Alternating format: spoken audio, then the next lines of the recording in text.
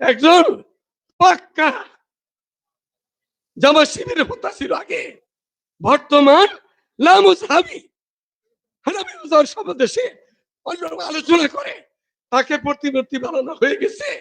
আমি অনুরোধ করব, আমরা আহলে সুন্নাতের জামাত হানাফি মাযহাবের লোক, সরকার হানাফি, সব হানাফি আমরা।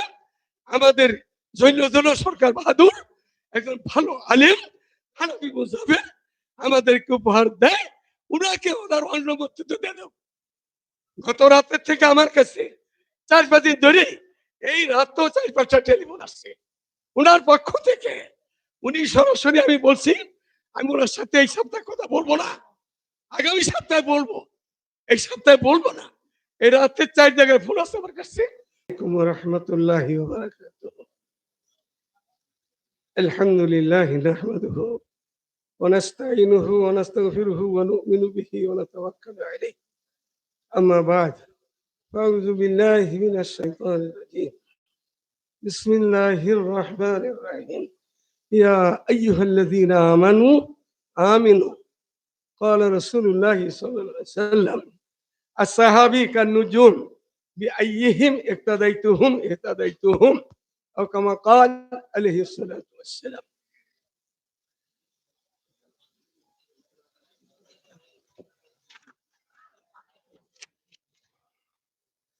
বিসমিল্লাহ।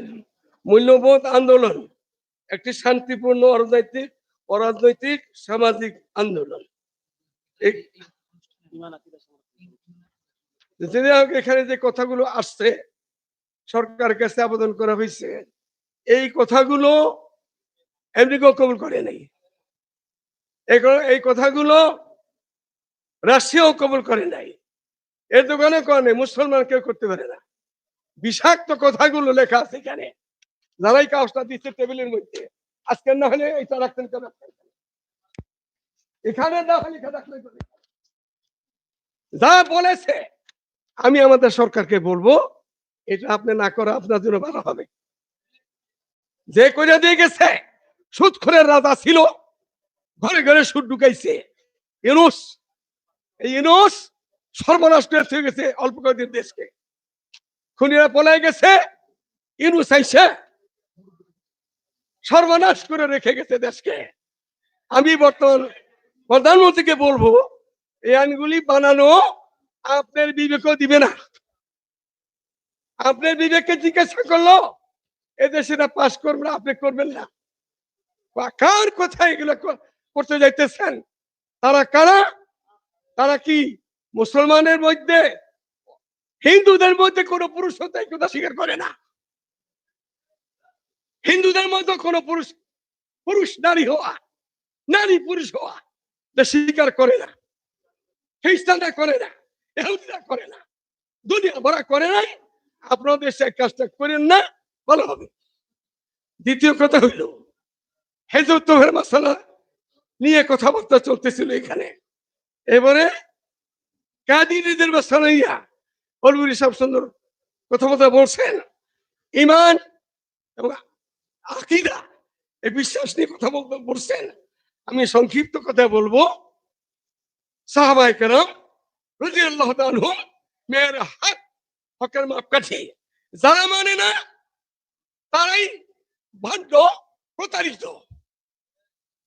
যারা মানে না তারাই, ইসলামের নামে হোক অন্য নামে হোক, সাহাবায়ে কেরামকে যাদের দিন পাইলাম তাদেরই মানবো না, মানতে পারবো না, এরকম লোক ধর্মের শত্রু তারা। এরপরে দ্বিতীয় কথা হইল, এই যে জামাত ইসলাম শব্দ বলেন, ইসলামের কাজ কোনোদিন করে নাই। ইলেকশনের আগে বলছে রোজা পূজা সমান, বলে নাই? রোজার পূজা সমান বলে নাই? এই যে এত বড় মন্দির ভেঙে দেওয়া হইল খুনি শাসনের সময় ঢাকা থেকে, সেই মন্দির উঠতেছে গাইবান্ধাতে, ওখানে মন্ত্রী নাই, মুসলমান নাই, তারা কেন চুপচাপ সেখানে? এই মন্দির করার জন্য কি বাংলাদেশ আলেম ওলামার দেশ, পীর মুর্শিদের দেশ, মুর্শিদ বাদশার দেশ, ওয়াইজিদের দেশ, মন্দিরের দেশ? এটা কেন মন্দির হইতেছে সেখানে? আজ মতো কথাবার্তা কেউ শুনতেছে না। এখন এই জামাতিরা যে আছে বাংলাদেশের মধ্যে, ডিসেম্বর জামাত না, আমাদের বড়রা সবাই বলছে, বলে নাই? আমাদের বড়রা সবাই বলে গেছে জামাত শিবির আবুল মওদুদির জামাত, জামাত ইসলাম না।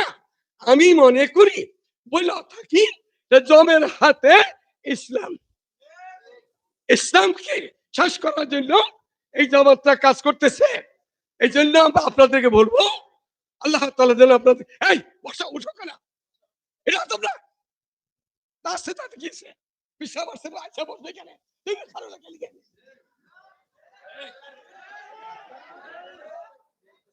করতেছি কেন? যাই হোক মেরে দোস্ত, আমি বলবো পিসাব আসছেন, আলহামদুলিল্লাহ, ভালো কথা। তোমরা খালি বাকি লিগা দিনই কথা সামনে পিসাব পড়ো না। আমার কথা হইল, আমরা 100 ভাগের 90 ভাগ এদেশে কি বলো, কথা বলো, মুসলমান। 100 ভাগের হুবহু 90 ভাগ হানাফি মুসলিম। কোন মাযহাব আপনারা? এখানে মালিকি কে আছে? মালিকি কেউ আছে? শাফি কেউ আছে? হাম্বলি কেউ আছে? সবাই কি হানাফি। হানাফি মুযহাবের নিয়মতান্ত্রিক মতন আলে সুন্নাতুল জামাতের থেকে ধর্ম প্রতিমন্ত্রী আমাদের সরকারকে বলছি, উনি যেন এটা করলে দেশের ভালো হবে, ওনার ভালো হবে, দেশে অশান্তি তৈরি হইতেছে, দেশের শান্তি আসতেছে।